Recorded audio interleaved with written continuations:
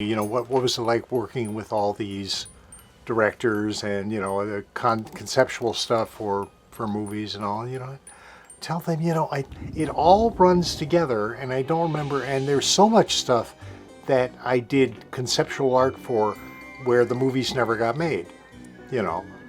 Not because of the artwork, but just, you know, some other, you know, financial thing, you know, the deal fell through.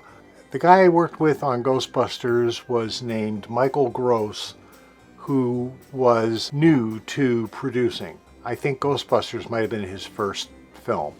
But for years, he was the art director at the National Lampoon. And I worked with him a lot back then, you know, when he was still an art director. Michael Gross suddenly calls me out of the blue and says, "Hey, Bernie, Michael Gross, I'm a movie producer now, and here's what we're doing." Yeah, I did the Library Ghost, and I worked on the Terror Dogs. That was another deal where, you know, the director would look at somebody's drawings and say, "Oh, you know, I like this part of it, but not that part." And they'd pass it off to me and say, "Can you redo this bottom part or whatever?" And it's, "Okay, sure." And, you know, but, you know, tell me what you like, tell me what to retain, you know. And it went like that, you know, it was very mix and match. Also, I was working from an early draft of the script, which showed the gates to hell and you know, the road to hell and all this stuff. So I did a lot of drawings of those, which, you know, never made it. I don't think they were even filmed, you know, but, you know, they never made it to the final movie.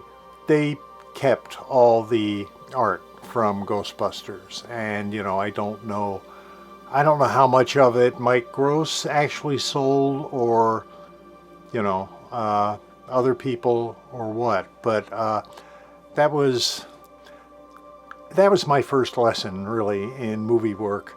And after that, you know, I made it part of the deal before I started that you don't get to keep the originals. You know, it's not part of the deal. Did you at least keep photos or scans or slides of those? No, it was too much trouble.